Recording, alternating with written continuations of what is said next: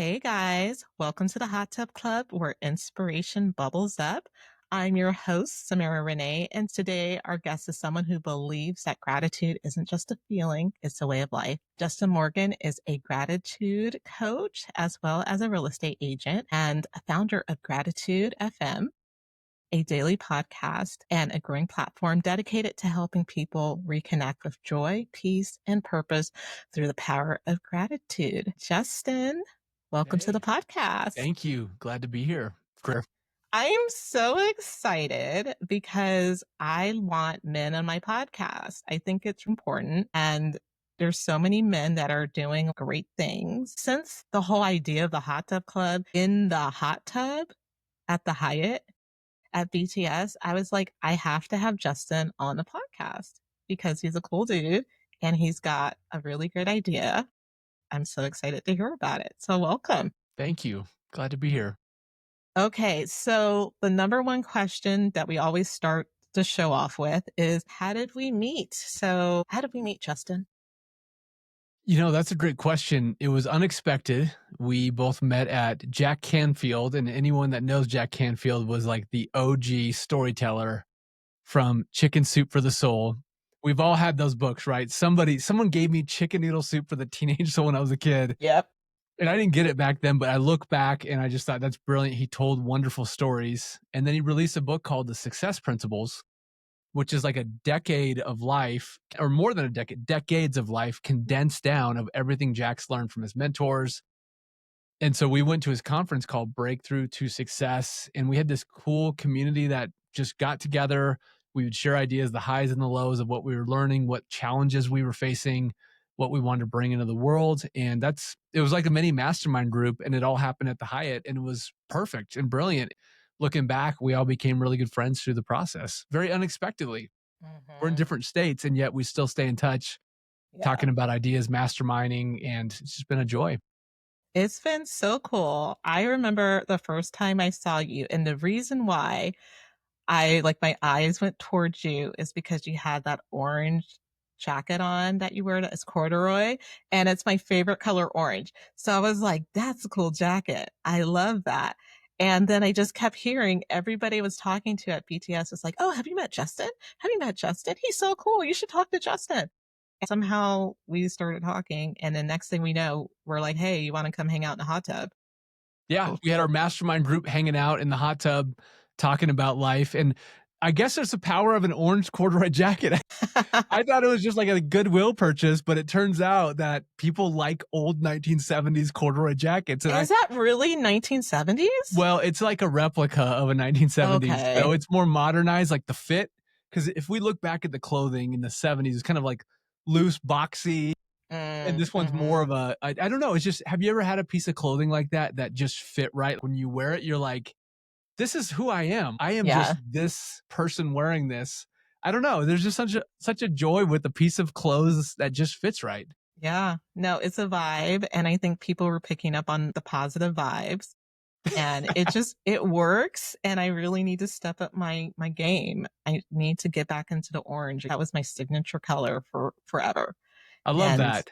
yeah. I think what you're talking about too, what's really cool about this is I would have never just worn an orange jacket, but some reason it fit. And I think the more we become who we are, and the more we can express that, whether it's words or purpose or clothing, the more people get curious about that. And the more people, maybe it sparks something in everybody around going, well, I like an orange corduroy jacket. Maybe I should find one, or maybe I should go on eBay or Etsy or whatever.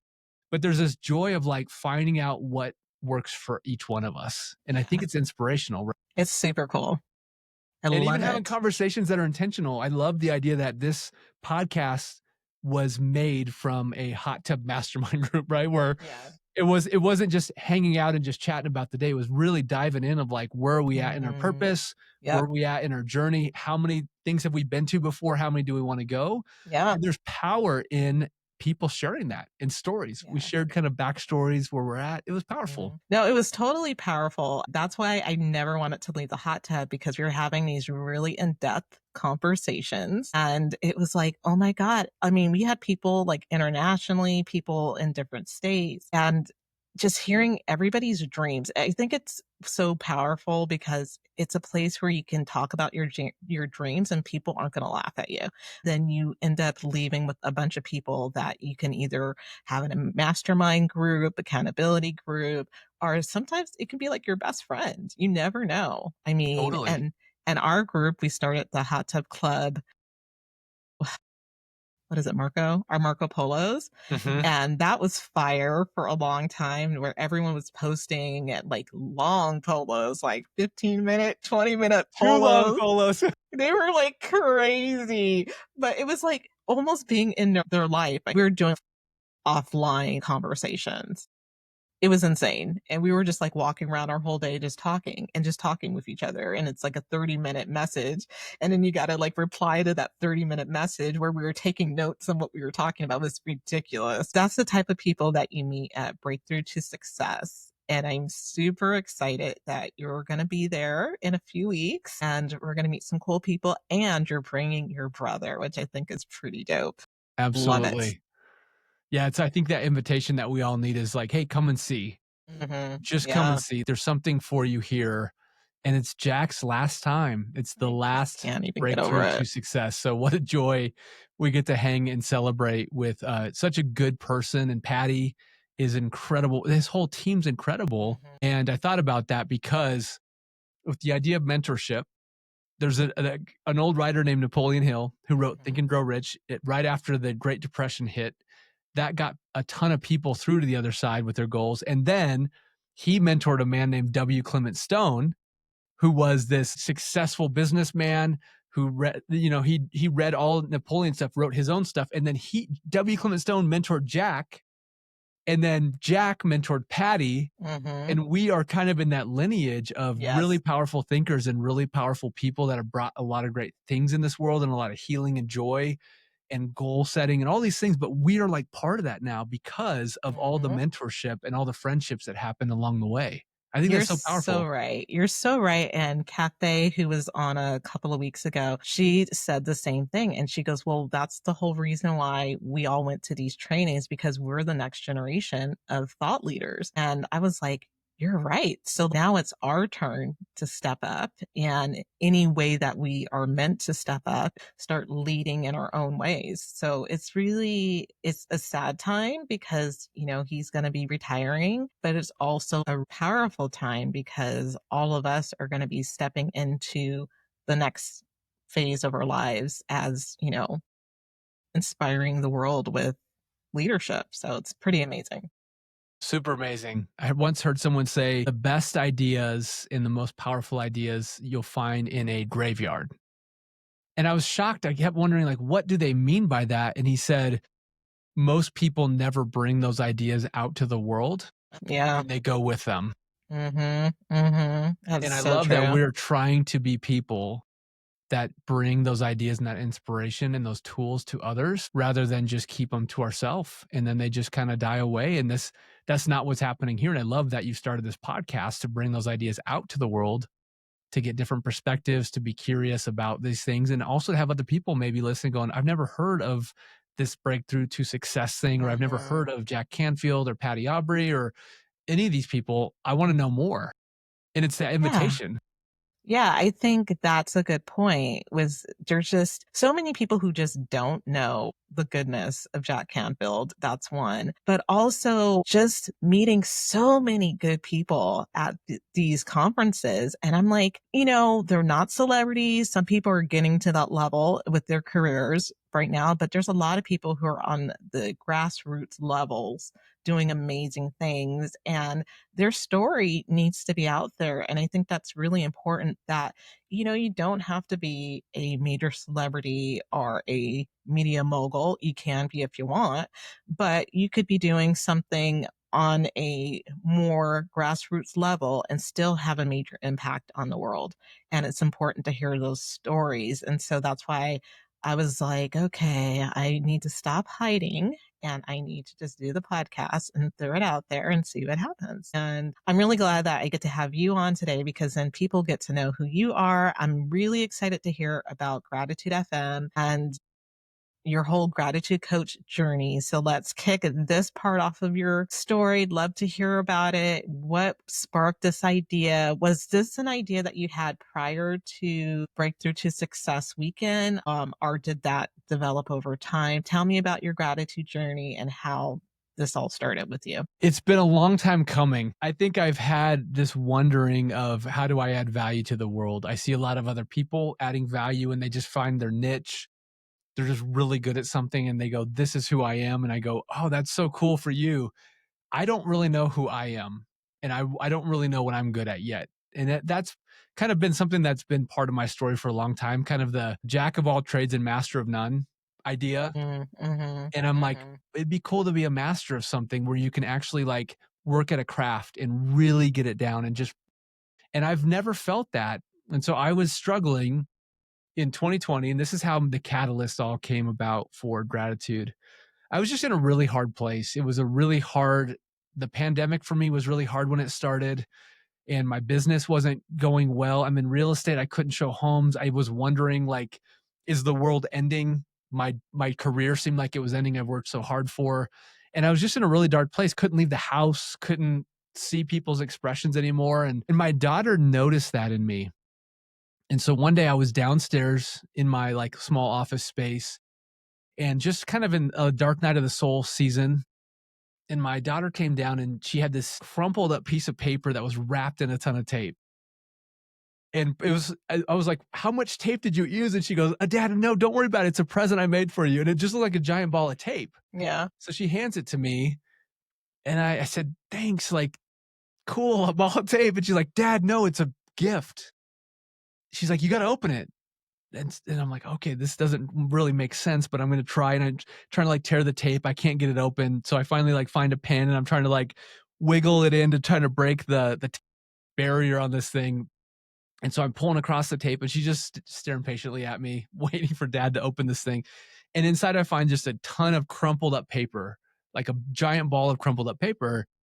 And I said, oh, cool. Like, thanks so much. You made this cool present for me, And she's like, no, Dad, it's in the paper. Keep working to get to it. So I'm like fumbling this thing, trying to keep this special moment. And then I finally like open the paper. It's kind of like one of those toys where like there's a toy and a toy and a toy, and you got to keep taking the lid off. Right. So finally inside, I get to the middle, the center of this thing, and it's a little blue button. And it looks like it had fallen off like a 1970s jacket. And so I was wondering, and I said, oh, cool, a little button, thank you. And she's like, Dad, that's not just a button, that's a gratitude button. And I Wait, didn't how really old was your daughter at this time? 5. Wow. And she said, Dad, I got this button for you. I found it and I wanted to give it to you as a gratitude button. And so I asked her about this button. I said, well, what do you mean gratitude button? And she said, well, whenever you see it, Dad, think of things that you're grateful for. And so I thanked her and I was excited. And then I remember she walked upstairs, I put it on my desk. And at first I was really excited. And then I had this kind of like inner wrestling of going, that was really sweet. She did that. I wish you would know that a button can't really like change someone's life. Like part of me, there was like this cynicism that was like, yeah, I wish a little button would be awesome and just really change my life. And so it sat there for a day and I didn't do anything with it. And the next day I came down to go to work and then I saw the blue button and I at that point I just thought it might be worth just trying this thing out. Like what I'm doing now is not working. And if there's anything that this thing can do, I'm open to it. And so I thought about one thing I was grateful for when I saw the button. Then the next day I saw the button. I did the same thing. And then I kept seeing the button because it was right next to my computer. And about a week later, it was really weird. I looked in the mirror when I was walking by a mirror and I like noticed my face wasn't like tensed up. And I forgot that I was in a dark night of the soul a week before. Like I had moved from scarcity, fear, anxiety to a place of just feeling a little bit more normal, a little bit more joyful, a little bit more hopeful. And I thought about that and I thought the only thing different from a week ago is my daughter gave me that gratitude button. I started thinking about one or two or three things I was grateful for. And so that really got me thinking about how a 5-year-old kid gave me an idea that they knew inside, like gratitude is very important. And I forgot as an adult. I got busy doing life and I got busy paying bills and running businesses and just feeling very overwhelmed. And I forgot that one of the greatest things that someone could gift me is remembering to think about the things I'm grateful for because I already had such good things in my life despite what was going on in the world. I mean, the world didn't change. Nothing had changed that in a week, but I had changed. And it was all from this little small gratitude practice. And that's what sparked the journey. So fast forward to BTS, Jack and the team asked, what is your breakthrough goal? What do you want to bring to the world? And I was like sweating. I'm like, I'm the only one here that doesn't know. Everyone else is like, oh, I'm going to write these books and I'm going to, start this movement. I'm going to That's just be the this. joke right there. And I'm looking around and everyone's writing and they're like, I'm on fire with all these great ideas. And I'm like, I don't know why I came here. Maybe I got here by accident because I'm the one person that doesn't know. And that story came back, like that blue button came back in that moment. My daughter saw something in me and it called me to action. And she's got a different dad because of that. Now we practice gratitude as a family. And it's really powerful because she was the catalyst to that. And then Jack saying, you need to think about what your breakthrough goal is. And for me, it was, I can't keep this to myself because had I not got that tool, I don't know where I'd be today. Love that story. In my mind, I'm already thinking of a children's book already, with your daughter being the teacher to the parents, which honestly, children are our best teachers. I personally Yes. think that. And they just have this little wisdom and a little bit of body, little bitty body, and they teach us so many things. And yeah, your daughter was serving up lessons and didn't even realize Oof. it, For like sure. major lessons. And I almost feel like that's a God moment too, because it was like drop down into your heart, like when you're here panicking, like, I have no idea what I'm doing with my life. And it was like, boom, I already gave it to you. The message was here. Isn't that crazy? Yeah, It was so right in crazy. front of me the whole time and I couldn't see it. Hmm. And all those things to be grateful for were right in front of me the whole time. And I was so blind to see it. It was like everything was taken because I couldn't see what I already had. Right. And now it's like, wow, what if everyone had a chance to think about that? Because our world has its own challenges now. We have our own kind of different we will always have these things, right? When we look back on every generation, but the thing that gets people through is hope and gratitude, right? Things that we have that are really good and hope for good things in the future. Yeah, I love this because I'm going back to the Oprah days. Okay. So Oprah was bringing this whole gratitude moment in the early, probably late 90s, 2000s. And everybody thought she was smoking crack. They just thought she was off her wagon. And I did too. And I remember being super negative as a teenager and up into my adulthood. I would do it for a day. And I was like, well, this isn't working. And then I would give up on it. And it just seemed to keep coming back around no matter who I would learn from. And then I get introduced to Jack Canfield.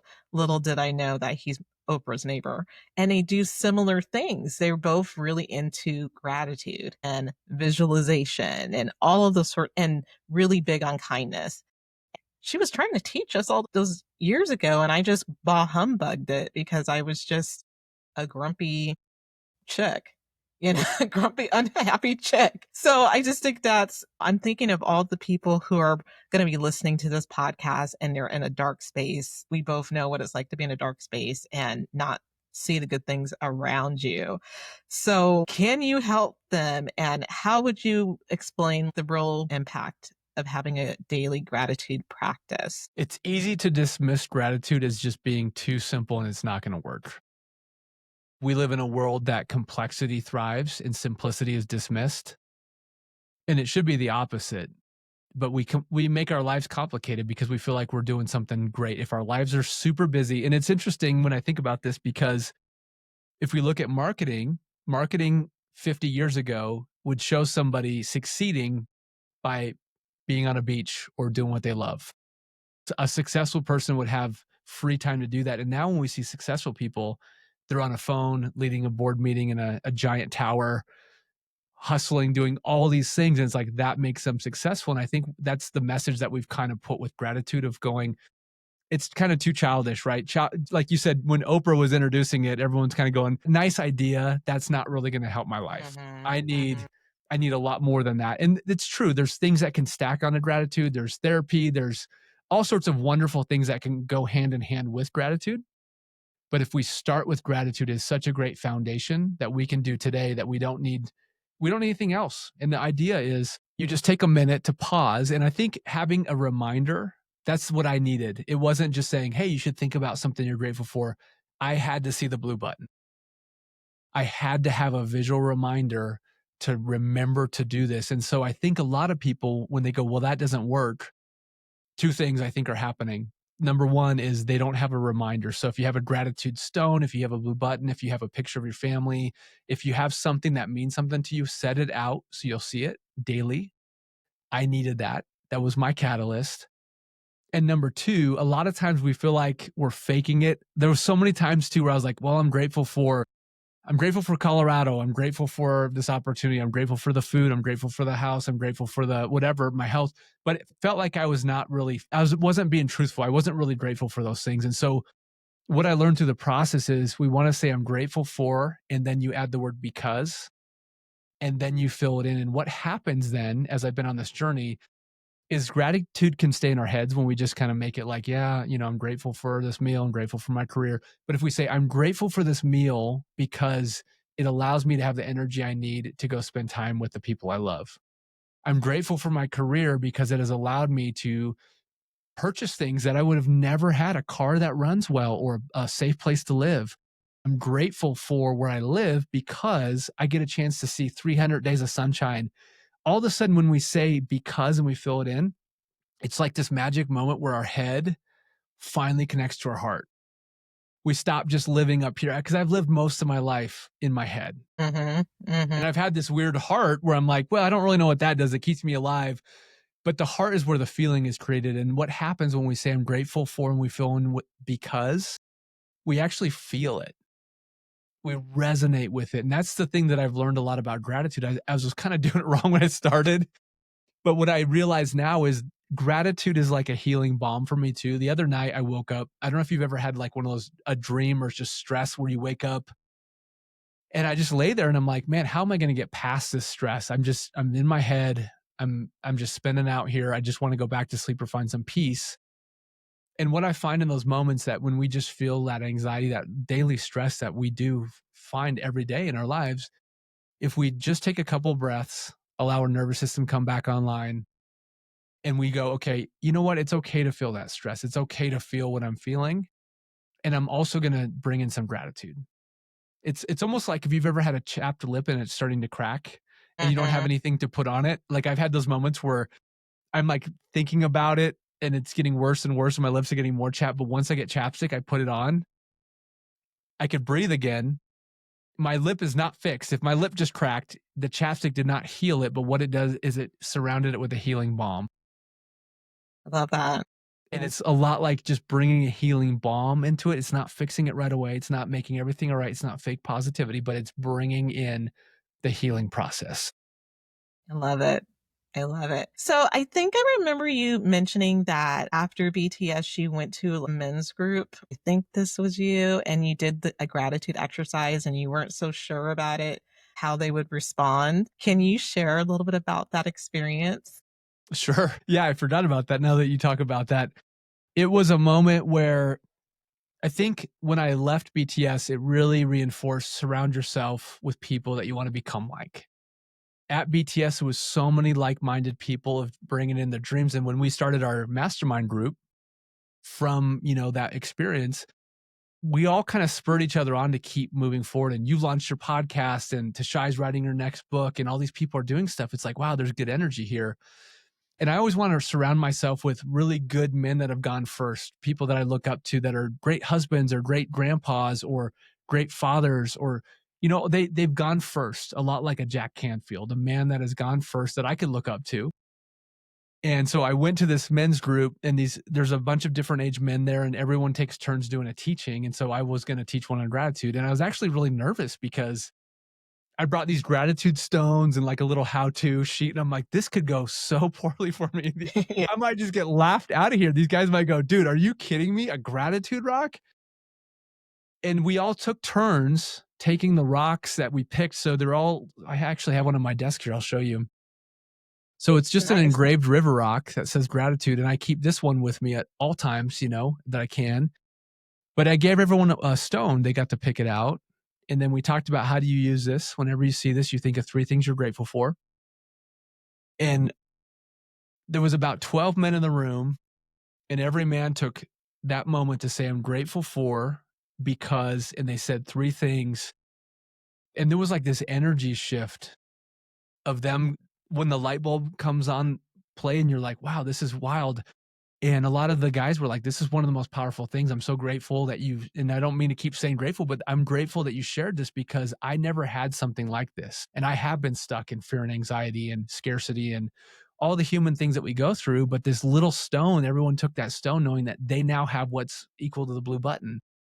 And it was just so powerful. And I just kept reminding myself, like, don't stop talking about this because people need to know. There's somebody out there that desperately needs to know that they can use gratitude to change their life, but they just haven't heard yet. Yeah. No, it's so powerful. And it's exciting to know that men were willing to open up and be vulnerable. And I think we need so much more of that. You took a chance. Like you could have just been like, I'm going to keep that rock in my pocket and I'll just come up with something else. But you know what? You took a chance and you're like, you know what? I'm going to try this. And if it doesn't work, so be it. But they got something really, if you think about it, gratitude is a very simple concept, but it can be life changing. And having these men like open up, and like you said, who knows what somebody was walking through that day? We don't know. But just having those few moments of gratitude and hearing other men open up made a safe space for them. So, like, super proud of you for doing that because I know, like, I don't know what it's like being a dude, but I'm sure it's different. Right. Sure. I appreciate you saying that. And I think the liberation I saw in the room was we all realized that when we can have grief for things that we've been through in our life, and we can also have gratitude, and grief and gratitude can coexist. I think there was a lot of freedom in that because I think one of the things that is a big hang up for people with gratitude is they feel like I have to just pretend that things are fine.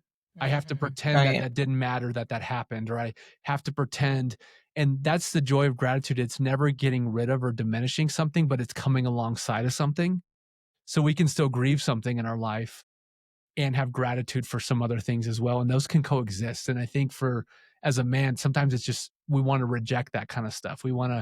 But to know like grief and gratitude are part of our journeys and they can coexist very well. And it could be a healing balm on that grief. It doesn't diminish or steal that grief away. We can hang on to that grief and heal that grief, but they can coexist. And it could be a really beautiful thing, having a really hard thing happen and also finding some things that we can really be grateful for despite life not being the way we had hoped or despite the circumstances. That's what I was pretty love powerful. this. If there was a listener that wanted to get together, let's say with like their church group and do this exercise, is this something that they can learn on your Gratitude FM podcast or have on your website? Is this a tool that somebody could easily get a couple of instructions or prompts and take this back to their community? Absolutely. I love that thought. Now that you've said that, I need to put that into action. So I will put something on the website where people can get the 3 steps of pick an object, think about 3 things you're grateful for, and just use the phrase, I'm grateful for. And that's the good news. If you don't have anything that's like a gratitude rock, you could just start. But I think the other thing is I always end with the 3 thank yous. So, like I say, I'm grateful for this because so if anyone's wondering how do they start this or go, well, I don't have a gratitude rock yet, right? I haven't really learned how to do this. They can literally just press pause after this recording and then maybe start with one thing. I'm grateful for blank because of blank. And then I just end with that. It's almost like a little prayer. It's like, thank you, thank you, thank you. There's something about that word thank you that just kind of it almost seals it in. It's like, wow, this is really good. But I'd love to put some more resources on there. So in the next week or 2, I will have some things on there, maybe like a gratitude starter kit, digital PDF that Love people it. could download. But I really do believe that it's just starting maybe with 1 rep. It's kind of like, hey, you can't run 10 miles, but what if you did 100 feet or what you walked 100 feet today? and Exactly. just start adding on, maybe adding more gratitude as you go. But I think, yeah, starting today and not waiting because I've waited too long. But Mhm. here's what I should say. When's the best time to plant a tree? 30 years ago. When is the next best time? Today. And so I think a lot of us wish we would have had this tool earlier, but it's great that we start now because that's when we start to see a life change happen and more happiness and more Yeah. joy and more peace. I gotta tell you, the gratitude journal, personally for me, once I finally got over myself and tried it, and I made a commitment and said, I'm gonna write 5 things down every night. And that's part of my nighttime routine. It's sit down, write down 5 things I'm grateful for. Some people do it in the morning, but I like to do everything at night. That's because I'm not a morning person. But get up, grab my book, write 5 things I'm thankful for, write 5 affirmations, and then, of course, do my mirror exercise. I don't know if you're still doing the mirror exercise. Yeah, tell us about the mirror exercise for those Okay. listeners that don't know what that is. Okay. So another Jack Canfield tool, but the mirror exercise is something that you can do to help you to raise your self-esteem. So basically every night, this is what I do. Before bed, I go in front of the mirror. I look myself deep in my eyes, which is super awkward because I refuse to make eye contact with people, but I'm working on it. And then I basically talk to myself and I tell myself what I was really proud of myself for doing for the day. And I've done that every night since 6 months ago, since BTS left. And it really has been transformational. So today I'm going to go stand in front of the mirror and say, I'm so proud of you for being positive during the 2 meetings that you really didn't want to be at, but you gave it your best, you know? Yeah. And it's so, I don't know what it is, but it just makes you're acknowledging yourself. And for some people like me, I really am uncomfortable with being acknowledged. It's a thing, but I have to learn to receive that. And what I realize is that it's okay to acknowledge yourself and give yourself a pat on the back. I think that's something that I'm really missing. So yeah, so I do that every night. I look at myself in the mirror and talk to myself. I'm comfortable with that and sharing that. Yeah, give it a when we left, I think we were supposed to do it for 40 days, if I remember right. And I just kept going because I'm like, I need this most out of everybody in this room. And so I'm just gonna keep going and keep up my routine. And it's really has impacted my life. And like you mentioned with gratitude, my day job, my job is to thank people. And it's actually like the best thing to just call people and just tell them how grateful you are for them and for their donations. And it makes people just light up. And gratitude, and even just the smallest ways, even saying thank you to the cashier at the store, it can just, it's like that little spark of, okay, I see you. Great. But it really can transform someone's energy, or if they're having a bad day, you just never know when someone's having a bad day until you walk up on them. But yeah, just a little bit of gratitude every day and kindness makes a big difference in our world. It does. And even the idea of maybe telling yourself what you're grateful for about yourself too. Ooh, Like, I hey, gotta I'm work on grateful you that. showed up today. I'm really grateful that you've been exercising and taking care Mhm. of, your health because now you're going to be around a long time for the people that you love. For sure. I wonder if we could even incorporate more gratitude in the mirror exercise for ourselves because you're right. It's so easy to thank other people. And it's so much joy of like Yeah. thanking someone that is serving, serving the communities and doing all this. But it's hard even then to thank ourselves, So hard. right? What Yeah. if we did that? What would the world look like if we all looked in the mirror and just had gratitude for how we showed up in the world and how much better can we keep showing up? I don't know. Just you've sparked something in my brain when you mentioned that. And I thought, what if gratitude can be implemented in the mirror exercise too, as we do that? I love it. I'm willing to try. I like it.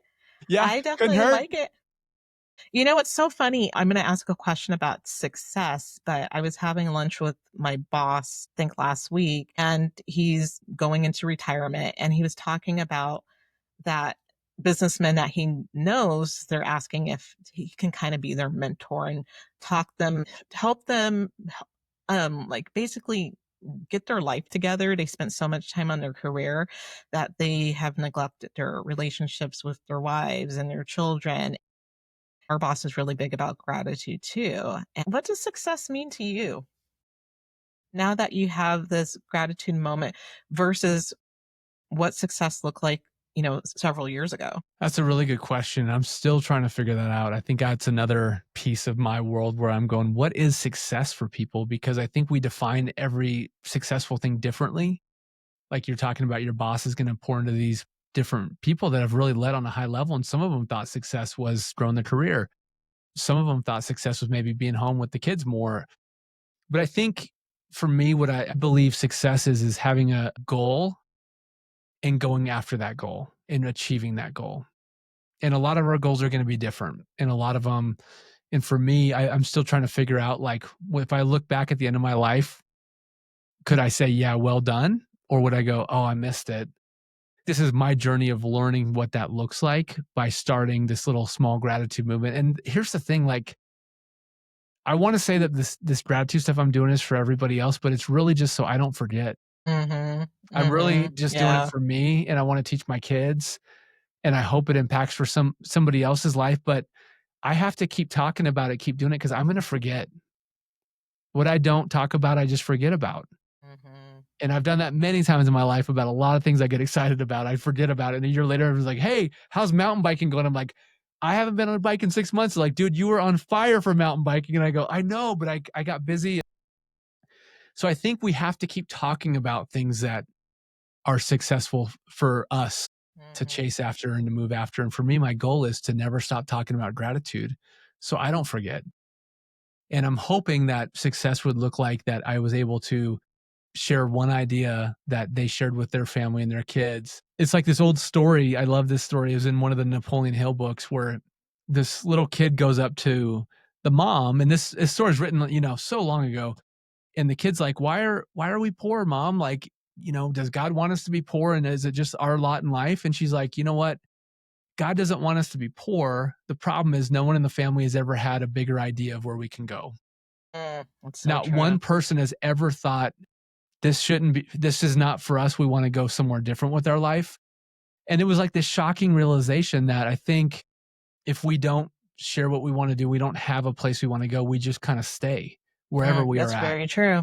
Mhm. Oh, so Yeah. that's what I've been thinking about. I'm curious what you think too. What's coming up for you? Yes. Yeah, totally. When especially being a Black woman, there's a lot of limitations in our culture about what Black people can do or should be doing. And I grew up in a household personally where weren't really taught that we couldn't do something. We just did it. So for me, that's part of my journey of leadership is I really want to go into low income neighborhoods and teach leadership skills and build up the self-esteem of these teenagers and young children and even the parents to believe in themselves that there's so much more that they can offer and really supporting these communities and in particular thinking about Altadena where my family's from and really uplifting that community in particular because after the whole fires I was like what can I do to help. This is our family's hometown. Everyone's lost everything. All the kids lost their schools. What is going to be my piece? And I would love to just go and talk to kids and uplift them and help them know it's okay to dream and to come up with ideas and then create a plan of action of how to make that happen. And then to align them with mentors that can walk through that with them so that they can continue to live out their dream and then hopefully at some point be able to, link them up with investors and people like that so they can actually get started. Because one of the things when I was working with kids, and a lot of the kids, I would just give them random stuff to do just to keep them busy because they were always saying they were bored. And so I would tell them to come up with an idea or come up with an invention and they would come up with an invention or some type of business. And then I'm like, this is good. You should keep going with this. And so I would have them create a PowerPoint. Random stuff, right? But they would come up with a PowerPoint for their business. What is the problem that they're trying to solve? And they would just light up. And it was just so fun for them, and telling them, "You don't have to wait until you're an adult to do this. You can get started right now, right?" And they were like, "What?" And I'm like, "Yeah, you can actually start right now. There's kids that have businesses now." Yeah. I don't know if in the schools in Colorado have this, but we have this thing called BizTown, and where all these different companies come together, and the kids basically they have to apply for jobs, and so they go to BizTown and they work for certain companies and learn about different roles and things like that. And it's just a cool idea, but I would love to really mentor these young men and women and just really encourage people to be positive. I think we need more positivity in the world, and to think greater things and to take action, and that's what I hope. Well, I love that, and I think that's so powerful. And I think about when we were all kids, someone asked, "What do you want to do when you grow up?" And you want to do this. The problem that happens is people stop asking Mm. and we forget. And I think one of the biggest roles that we have as people is to be, there's titles like CEO, COO. I think we need to be the CRO. And I love that because I don't know if that's a real thing, but the chief reminding officer for ourselves Love it. and for kids. I mean, can you imagine if a kid said, "I want to start a business that impacts my community," and they're 8, and next year when they're 9, someone goes, "Hey, remember what you wanted to do? How's that going?" "Oh, yeah, I did want to do that." "Oh, now you're 10. How's that going? How can I help you? Remember what you wanted to do?" And they're like, "Yeah, I want to start a business." Can you imagine those kids would do that? And I think No, for us, it's like we got to keep reminding ourselves and other people, like you're saying, kindness and these good things in the world because we just forget. Life happens and we forget. So if we could be the CROs of our dream, that could change the world. Be the chief I love reminding that. officer. I love that. And it's interesting because, we're talking about kids. And after leaving BTS, I had my BTS high, and I was driving down a road and I'm like, if we could just get to the children in all areas of the world, if we could just teach them these principles, I know our world would be a better place. Yes. I know it. And I just feel like that's part of my mission is somehow I got to serve kids. Somehow I got to get this information to kids that are not getting the access to this information. And, some people, like their parents are just trying to survive. Like, let's be real, and they don't have a whole lot of time to do things. But I would love for schools to have programs like these that, yeah, it could be an elective, but I think it's really important to teach them the really, I think the principles are really life skills that everyone should be learning, and it would just make such a huge difference. And I love the fact of reminding people of these dreams and being okay to change your mind also, but out to stay focused on your dream and keep asking those questions. That's really important for kids, is to continue to have the conversation with them and build that trust early with your kiddos. I did want to give you a compliment about some of the changes that I know that you're making to be more intentional with your time with your girls and spending time with them and doing fun activities. And what is one way that you are focusing your time with your kids that you can recommend to any of our listeners of making the most of the time that they have with them? That's a great question. I think before I became a dad, I always thought I'll have all this time. I thought when my kids are 18, they're going to be, "See you, dad. I'm going to college." And I'm realizing now that I had this way shorter window than I thought. Mm. When I drop my daughter off at school, she says, "Dad, can you give me a hug now before we even get to the parking lot?"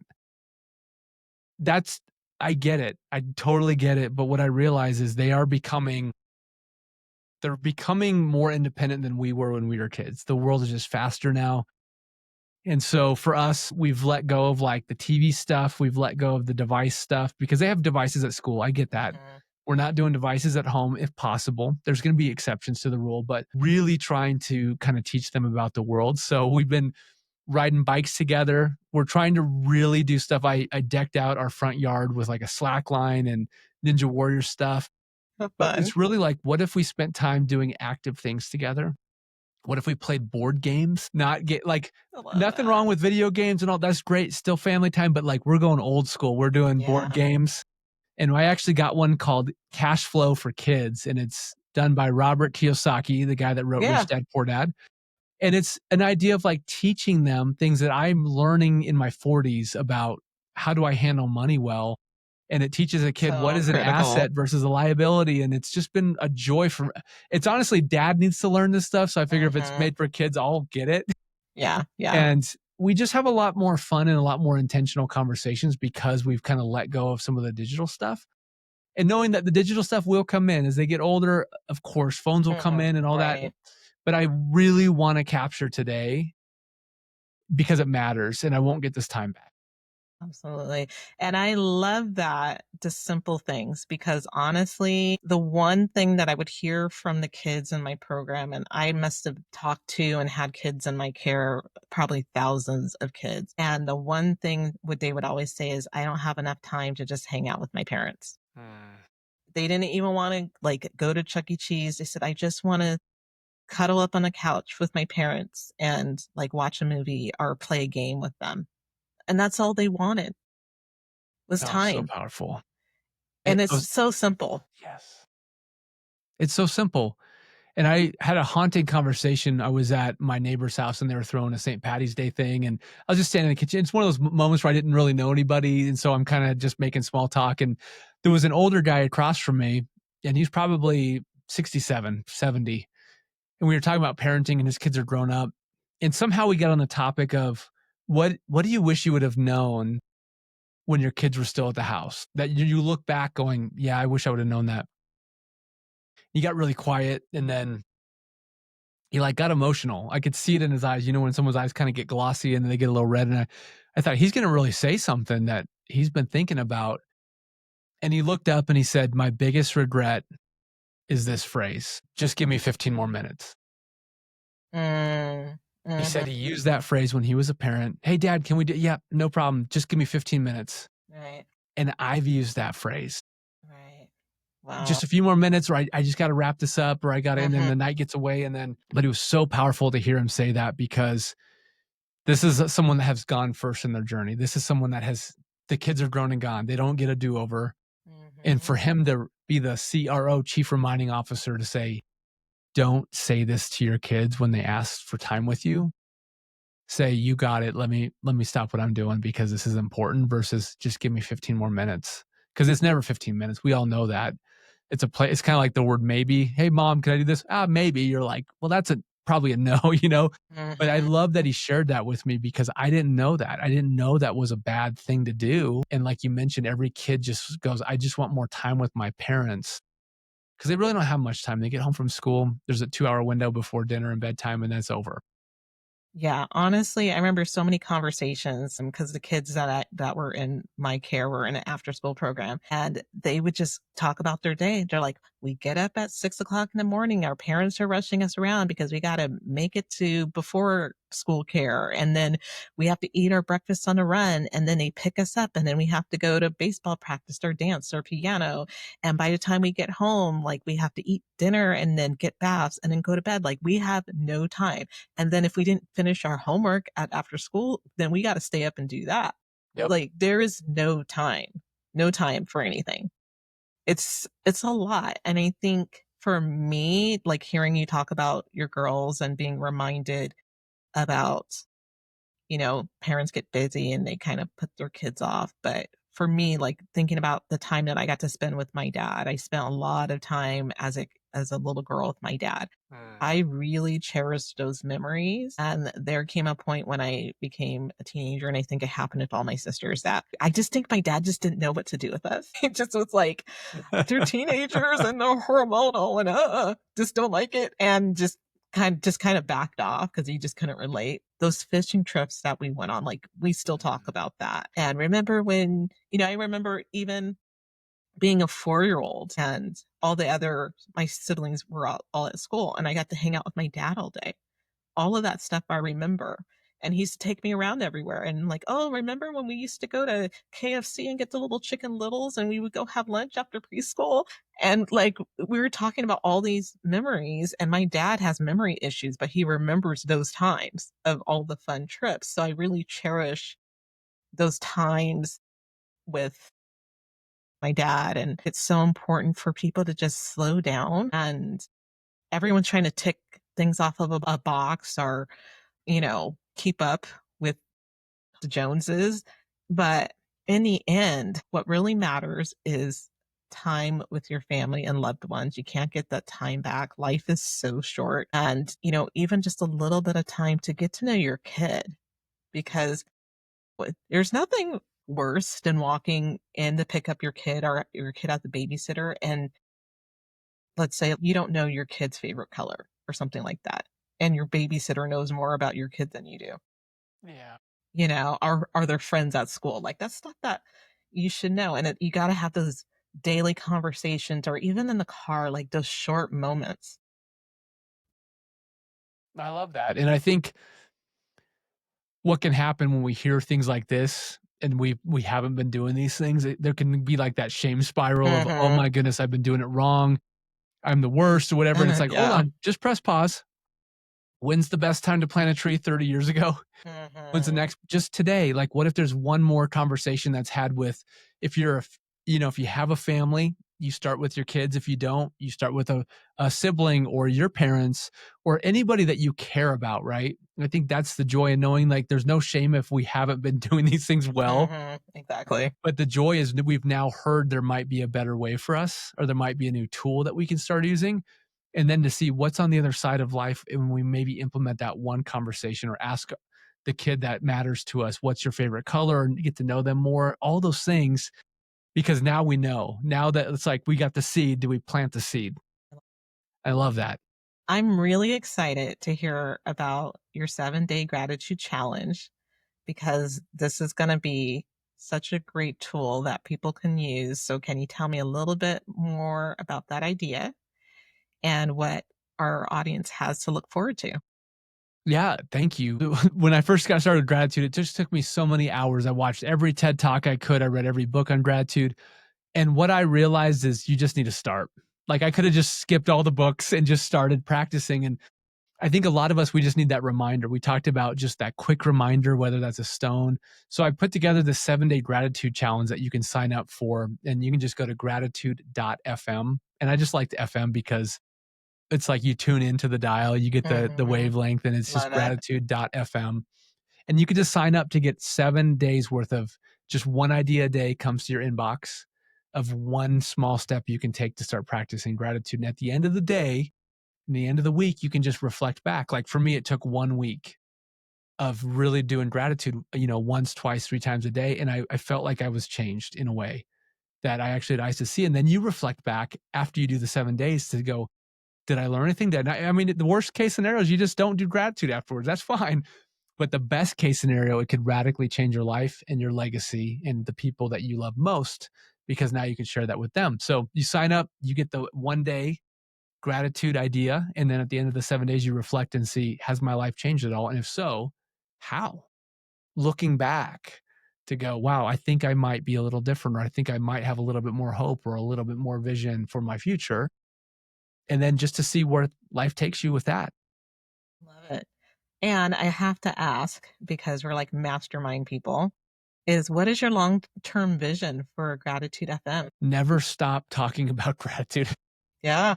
If I leave one thing with my kids, I was thinking about this. Number one, to know that they're deeply loved. And, we come from a faith perspective that there's a creator that deeply loves us.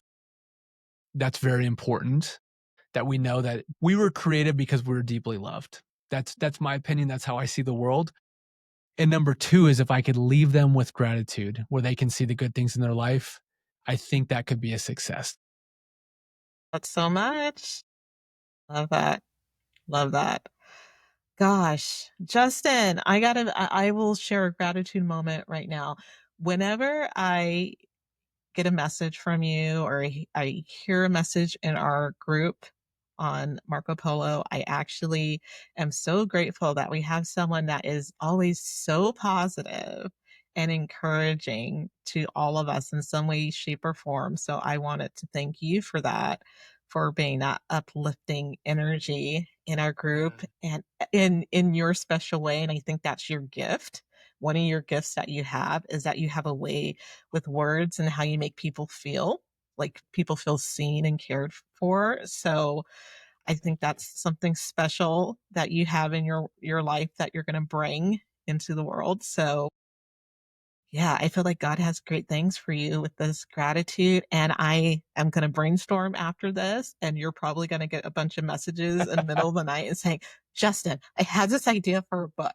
I know I'm gonna be like writing this kid's book. Samara told The me to write a kids kid's book. book, the kids book, okay? I have Yeah. these things with kids books, but wouldn't it be the greatest thing if the book was coming from, like, the parents learning from the kids because the kids are always learning from the adults.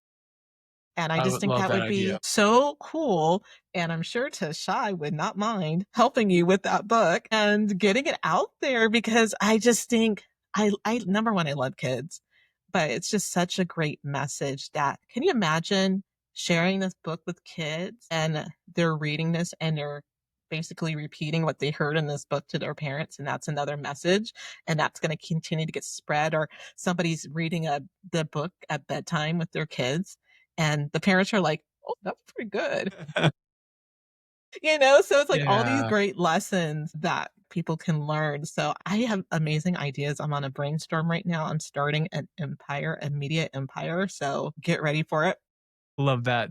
So Thank you. I'm super excited for you, and so grateful that I got to have you on the podcast Thank you for today. having me. It was great to have this conversation with you. So Yes, I I can't love wait to see what you're going to do next with this. appreciate it. I'm excited for you too. And I love that you started your podcast and it's a lot of work and it's a lot of time and you're doing it. And just cheering you on. Thank you. Know like what you're doing here is going to be so impactful for so many people.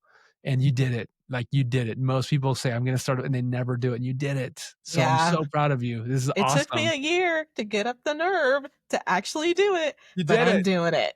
You did it. So I'm super you know what's the worst thing is going back to BTS and you have, like, all your well, I don't know, last year was your 1st year, right? Yeah. Okay, so this is gonna be my 3rd one, but coming back for the 2nd year and realizing I wrote all these goals and I didn't hit any of my goals, and I Mm. was just like, "Okay, I need to step it up a little bit." So, yeah, I'm really looking forward to hearing about all the new insights that you get at Breakthrough to Success weekend in a few weeks and catching up and all the cool people we're going to meet. I'm so stoked about it. I know, me too. It'll be really, really fun. I'm So really thank you. excited about your brother. I'm Yeah. freaking out about your brother because he has no idea what he's You getting don't know himself till you into. don't know. It's Like going to you be walk great. in and it's a culture shock. Oh It my really god. is. Just bring extra tissues because he's probably gonna be boohooing in the corner, and he's gonna be like, "What is this?" Yeah. It's like we all take a journey. Some people are laughing, some people are crying, some people are Yeah, doing all the above. And I love that because every journey is so different, but we're all there to try to become the best version of ourselves, to absolutely. try to find that passion or the next steps of that passion that we've had for years. It's just hasn't come out yet. We don't know what to do with it. In like it only took you 3 years. That's amazing. I mean, I talk to so many people and they have all these dreams and they never did any of them. 20 years, 30 years, and it's like the most heartbreaking moment of going, My biggest fear. "It's not too late." Yeah. 80-year-olds go back to college, they get degrees, they whatever they wanted to do, you can do it, Mhm. and people like, "Nice thought, thank you anyways," and it's like, Yeah. "Let's get you to BTS." Yeah. No, I think that's the thing that I really want people to hear more is number 1, that anything is possible, but also I want them to feel in their hearts like they know anything's possible. I've always had that feeling in me. I just didn't know how to get it done. But I just always knew, like, even in the worst moments, I always had this little spark of hope that was always just there flickering. And so I just want people to know that they're loved and supported, but also just the positivity and putting positive energy and good vibes out into the world and bringing on positive messages that's really what I want to create, and really bringing in, I just feel like this is the greatest time that we can is to get our message out. It's really needed. So thank you I so agree. much for everything that you're doing in the world. I can't wait until you guys buy your extra vacation home in California so that you can start selling real estate here as well, Sure. which would be super Yeah, it'd be a cool. good market to be in and fun market with all the Hey, palm trees and the sunshine and the ocean. hey, hopefully I can buy my house from you one day. It'd be That'd be kind of awesome. cool. Just super fun.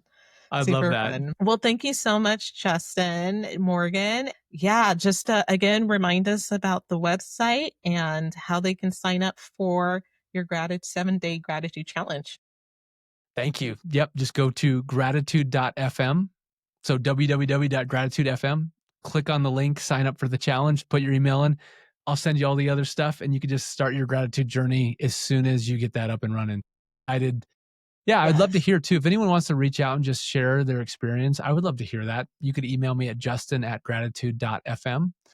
I'd love to know. I'd love to hear the journey because we all have a special journey. We all have a special story.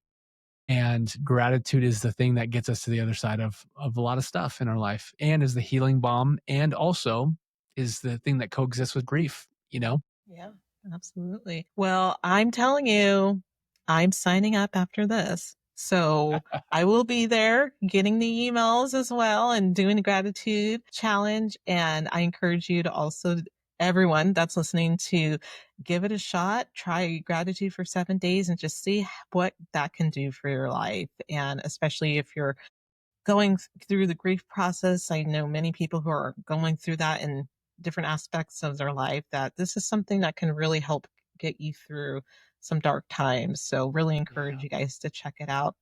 Well, thank you, Justin, so much for being a guest on the Hot Dog Club podcast. And make sure everyone to subscribe to the podcast. We're going to have another great guest on next week. I cannot wait. Remember that you are deserving of love, health, and everything in between. And I look forward to seeing you all in our next podcast.